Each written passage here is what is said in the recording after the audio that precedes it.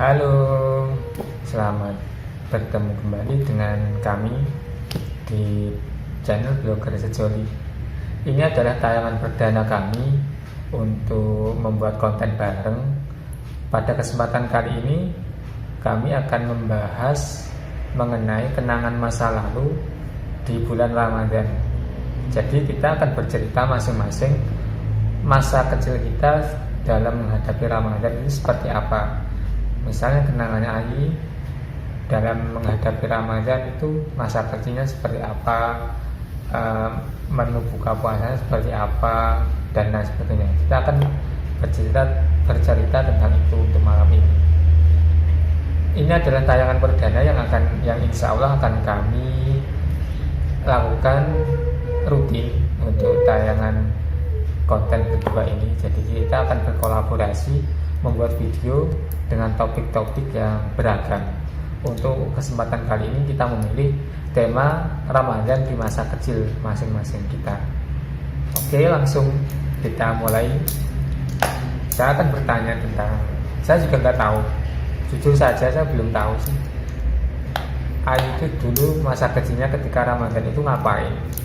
Apakah sudah seperti saat ini misalnya buka puasanya yang serba ada, misalkan seperti itu, atau menunya cukup seadanya atau bagaimana? Oke, langsung saja biar dia bercerita sendiri. Monggo.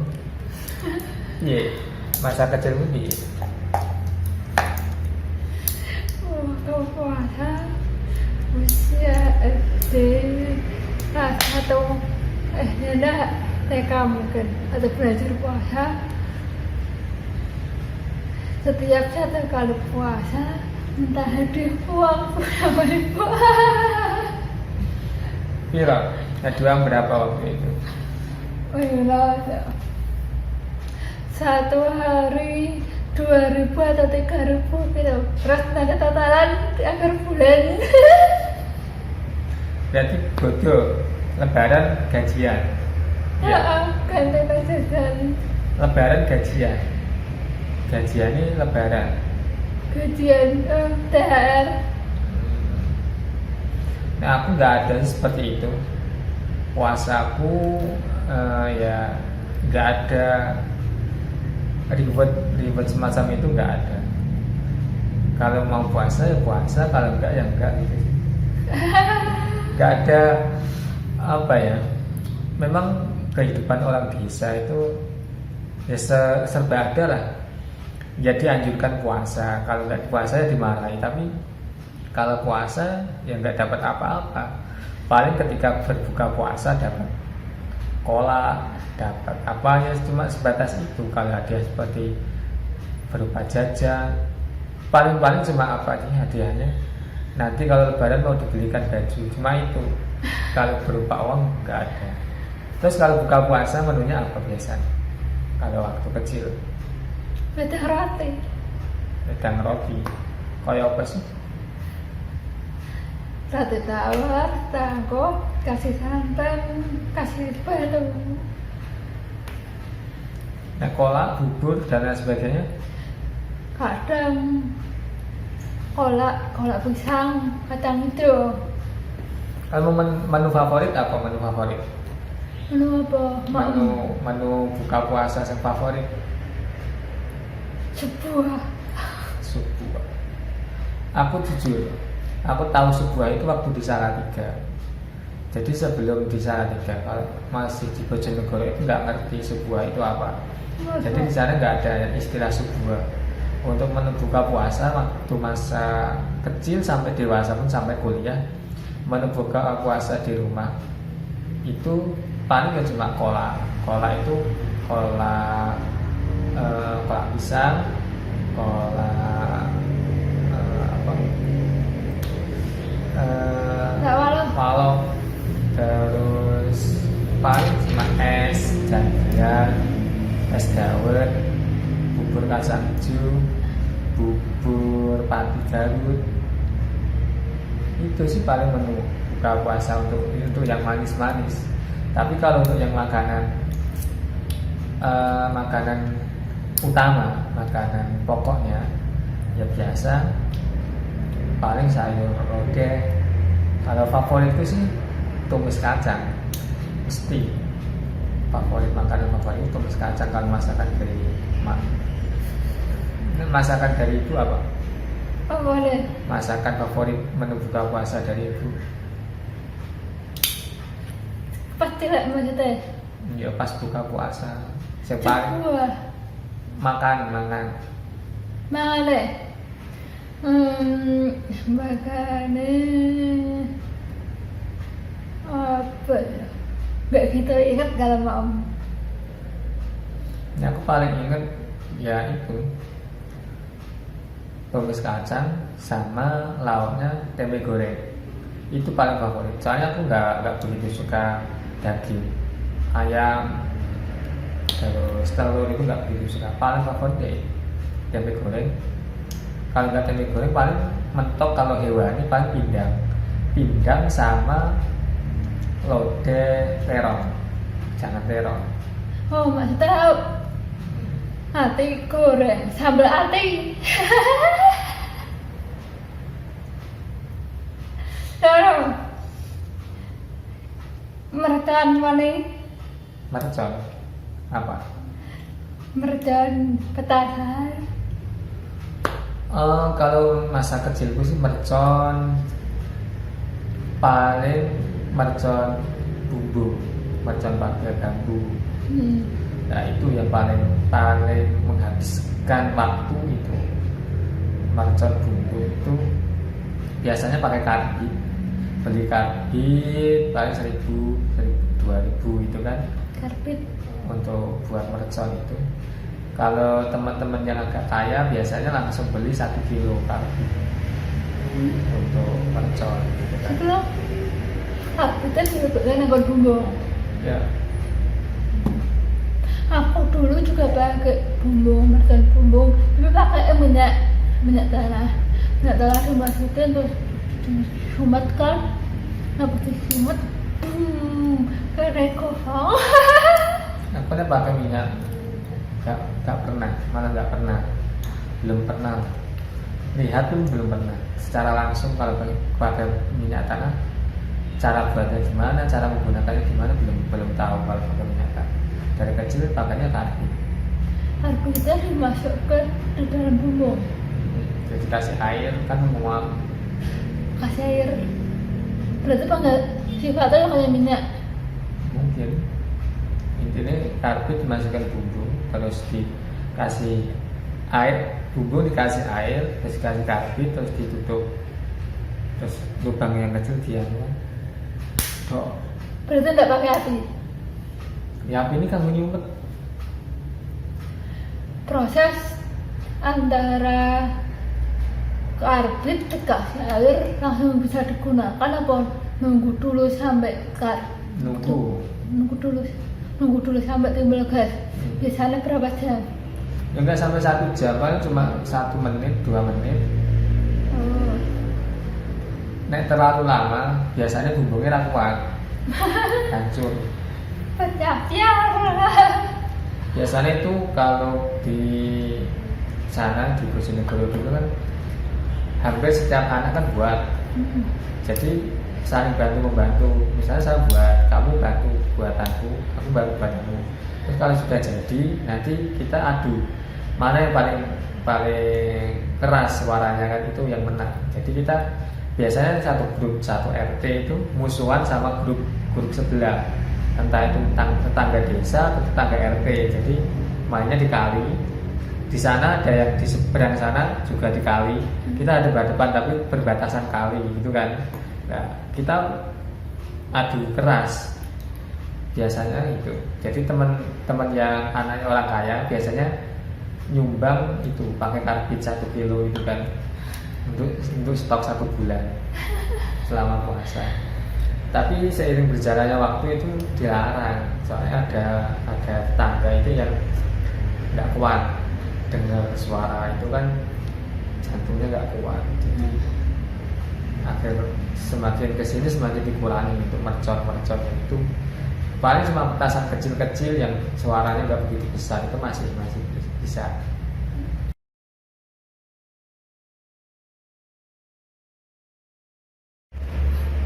Oke, kita lanjutkan bisa pembicaraan ini. Tadi kepotong gara-gara memorinya nggak kuat.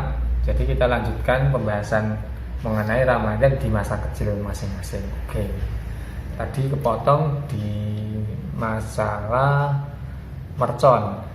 Jadi ada pembahasan kita yang tidak terekam gara-gara videonya mati, kami nggak sadar. Ada pembahasan mengenai buka puasa.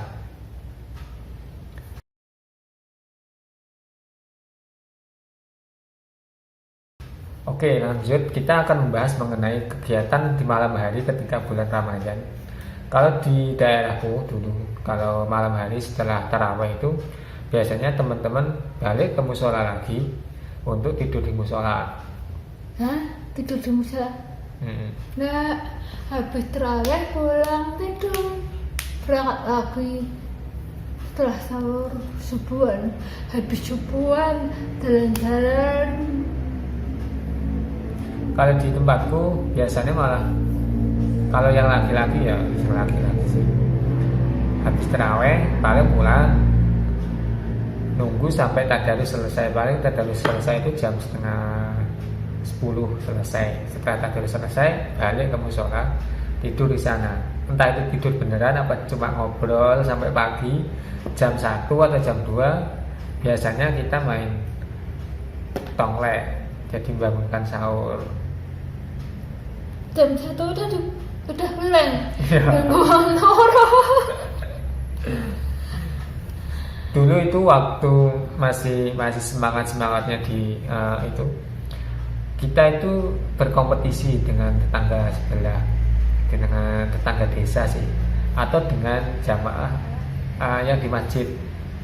Jadi kan kita di musola itu teman-teman yang ada di musola itu ngumpul biasanya mungkin 10 sampai 15 anak yang tidur itu kan main tonglek itu Pakai apa? pakai bambu buat sendiri kan. Setiap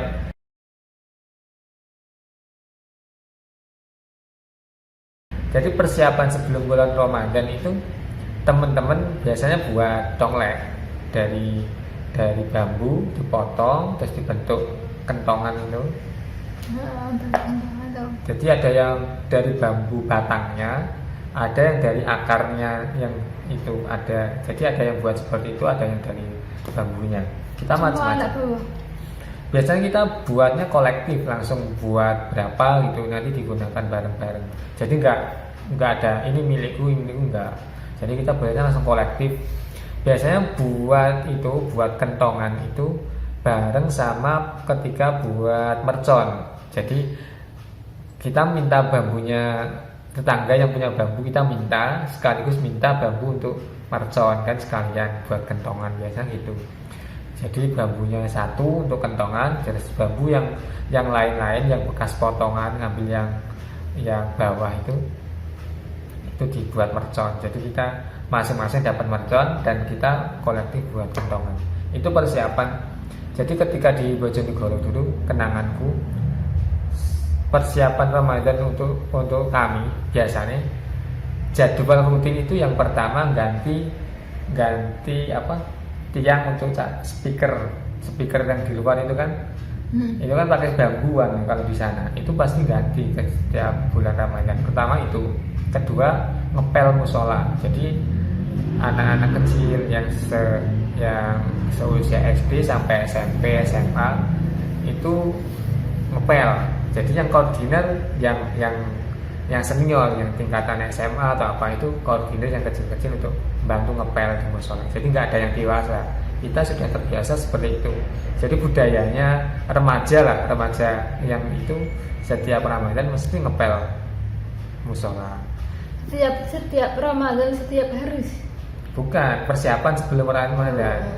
Itu rangkaiannya ganti cagak speaker, terus ngepel musola, ngepel langgar. Setelah itu buat kentongan sama buat mercon. Persiapannya itu biasa rutinitas hampir setiap bulan Ramadan seperti itu. Rutinitas sebelum bulan Ramadan menjelang menyambut bulan Ramadan. Kalau di Salatiga ya sebelum Ramadan pasti anak-anak pengajian malam minggu membuat jadwal buat bareng-bareng nyetir karpet ke Senjoyo. Jadi pakai truk apa ya, pick up bak terbuka rame-rame ke Senjoyo, ngepel karpet, semua karpet dipel. Nah setelah itu ngepel musola, ngecat musola. Jadi hampir bukan hampir lah ya, mesti menjelang Ramadan musola dicat bareng. Kalau sampai ngecat enggak, soalnya untuk ngecat itu untuk teman-teman yang remaja itu enggak enggak sabar lah untuk pekerjaan yang model seperti itu, butuh ketelatenan orang dewasa. Kalau seperti itu paling orang dewasa berapa tahun sekali lah, itu enggak setiap Ramadan.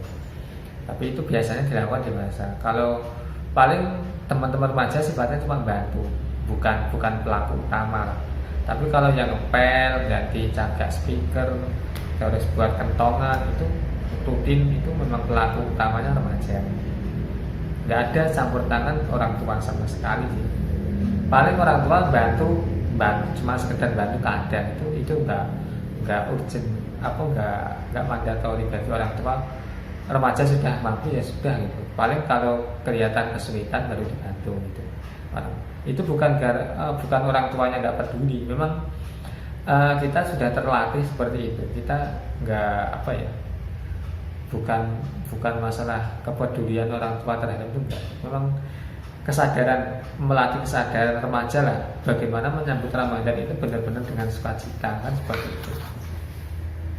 Oke, itu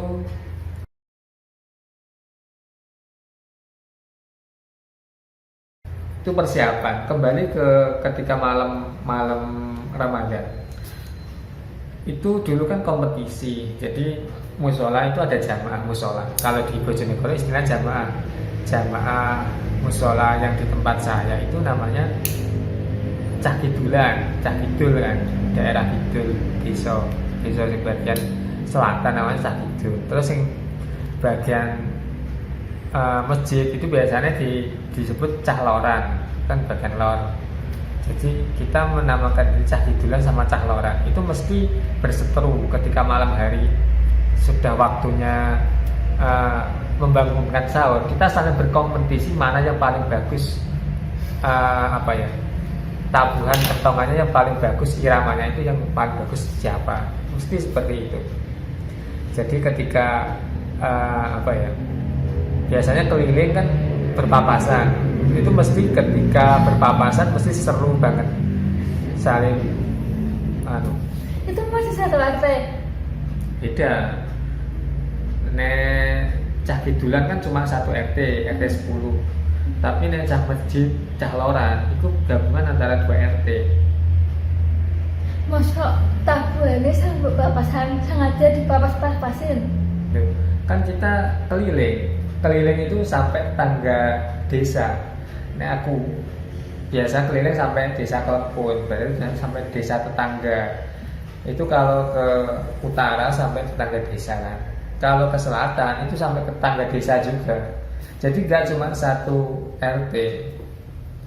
Berarti orang-orang desa daerah sana udah diganggu tabuhan anak-anak dari jam 1 itu tidak berhenti sampai jam 3. Iya. Budaya sana memang seperti itu. Aslinya terganggu, tapi memang mereka rata-rata maklum melihat anak-anak dengan sukacita menyambut Ramadan, itu rata-rata maklum.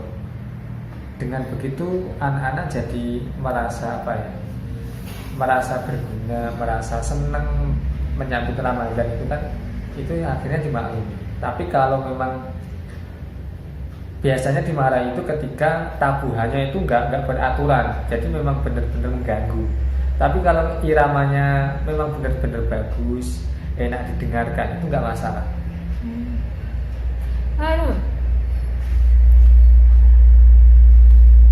Itu sampai jam 3 tempat. Jam 3 kalau sahur kan semua pulang sahur di rumah masing-masing. Lihat banget jam 1 jalan keliling desa sampai desa tetangga. itu sudah rutin. Kalau sekarang nggak tahu sih. Itu istiqomah dari Ramadan pertama sampai Ramadan terakhir. Enggak. Biasanya pertengahan sudah males tidur di langgar itu kan. Paling kalau tidur di langgar biasanya tinggal 2 anak atau 3 anak itu. Kalau itu kadang kalau cuma yang tidur di langgar itu cuma sedikit, biasanya enggak gitu, enggak keliling. Paling cuma kentongan, main kentongan. Paling 2:30 baru mulai. Kalau nggak gitu paling ya cuma tidur di musola toh, jam 3 pulang, nggak ada yang kentongan gitu kan. Berarti kalau jam malam nggak tidur, jam 1 udah keliling, jam 3 baru pulang. Anak-anak di sana rata-rata yang bobok sampai zuhur. Ya enggak juga, biasanya teman-teman juga jalan-jalan. Habis subuh jalan-jalan keliling sampai mana itu kan.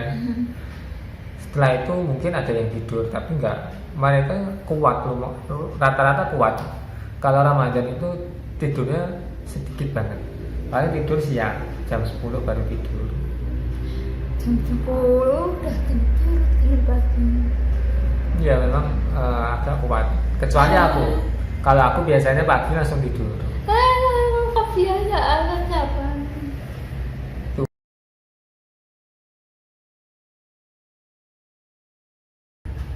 Aku dulu kalau sahur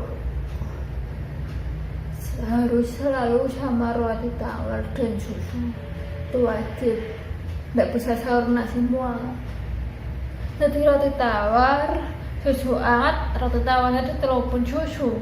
Itu sampai kelas 5 atau 6 SD gitu terus. Maksudnya menjelang puasa, jadwal rutinnya ke kota beli susu kalang sama roti tawar. Tidak bisa makan nasi, tidak bisa makan. Kalau tetap biasa sih sahur. Saya nggak tahu kenapa dulu itu ketika kentongan keliling, rata-rata kalau Ramadan kan pas musim mangga. Di sana pas Ramadan ini sering kali pas musim mangga atau pas musim buah, misalnya jambu air, atau musim kedondong, pokoknya pas ada musim buah.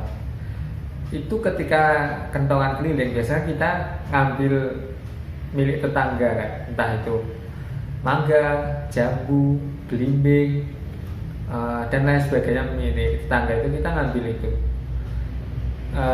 Itu ketika kan sudah makan buah-buahan, itu sampai di rumah tetap makan itu biasa rasanya, nggak mual, sudah terbiasa makan kayak meskipun makan buah tapi mentah ya, buah rata-rata yang dimakan mentah. Misalnya mangga itu masih mentah, terus belimbing mentah. Itu cuma langsung pas ketut aja. Pas pagi itu. Enggak sama misalnya dibikin lotus gitu.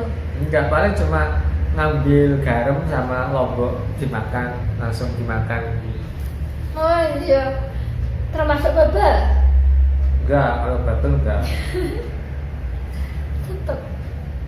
Itu sih, tapi kalau sahur tetap, kalau aku sendiri masih tetap biasa, makannya biasa. Dulu masih belum FC, jadi makannya masih biasa sih. Ya makan nasi, lauknya yang dimasak itu macam-macam lah, masih makannya biasa. Tapi dari dulu memang jarang sih makan hewani, soalnya ya kembali lagi kondisi ekonominya memang untuk pengadaan hewani itu memang minim. Kadang-kadang ya ada hewani, kadang-kadang enggak. Hewani paling mentok itu ya indang, telur pun kalau buat telur biasanya ibu dulu dicampur sama tepung, ya tambah banyak kan. Tepung terigu? Nah itu nggak tahu tepung apa, pokoknya misalnya beli telur 3 untuk satu rumah kan kurang, misalnya itu dicampur tepung biar jadi banyak itu kan. Itu dari dulu ibu seperti itu. Kalau nggak dicampur tepung biasanya sama ibu dicampur kelapa parut. Seperti itu untuk menyiasati biar semua kebagian telurnya kan gitu.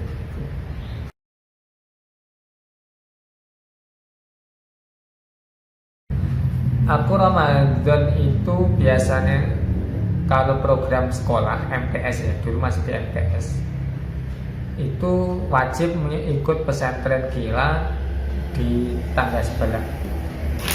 Dulu kerjasama, jadi sekolahku itu kerjasama dengan pesantren. Jadi semua siswa harus mengikuti pesantren kilat di pesantren itu. Jadi kerjasama dengan pesantren.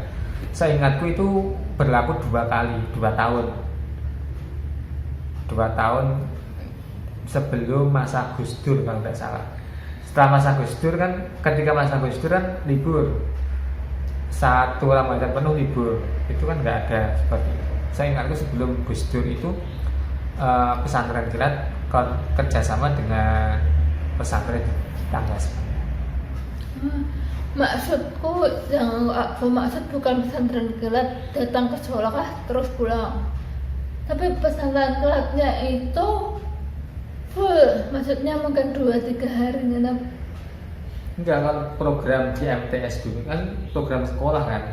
Kalau di sana itu kita diwajibkan mengikuti ngaji kitab minimal 2. Entah itu pagi, sore, tergantung ikut jadwal yang mana. Nah, setiap itu harus dapat tanda tangan dari yang ngaji kitab. Setelah ngaji kitab kita minta tanda tangan. Itu minimal 2. Jadi kita nggak harus tidur di sana berapa hari, enggak. Tapi dari awal Ramadan sampai selesai ngaji kitab itu harus dapat tanda tangan semuanya. Kalau di tempatku dulu harus nginep mungkin 2-3 hari, seru banget. Maksudnya merasakan pengalaman nginep di luar, dibangunin sama kakak pembina, bukan dibangunin sama orang tua. Biasanya kalau dibangunin sama orang tua, keluar dari kamar digendong sembarang-barang dilayani. Nah, waktu di pesantren kilat apa-apa harus mandi sendiri, makan sendiri, bangun langsung bangun, tidak ada yang gendong. Nah, serunya ketika ada teman-teman yang manja bisa digojoki. Nah, aku memang dari dulu nggak pernah sih hampir nggak pernah sulit dibangunkan ketika diajak sahur. Ketika dibangunkan sudah langsung bangun. Lumayan gampang lah kalau untuk bangun, kecuali tidurnya terlalu larut. Kalau tidurnya terlalu larut biasanya memang agak sulit. Misalnya jam 2 baru tidur, itu agak sulit dibangunkan, soalnya memang kebutuhan tidurnya belum terpenuhi. Kayak saya seperti itu. Tapi kebanyakan kalau di sana kan tidurnya di musola, jadi ya lebih bangunnya lebih awal, soalnya tidur di musola. Udah panjang banget kayaknya, udah 18 menit ditambah yang tadi 10 menit. Udah hampir berapa? 30-an. Berarti cukup untuk sesi kali ini. Kita lanjutkan pembahasan mengenai Ramadan di sesi berikutnya. Agar tidak ketinggalan video kami, silakan subscribe channel Blogger Sejoli. Sampai jumpa di video yang akan kami buat berikutnya.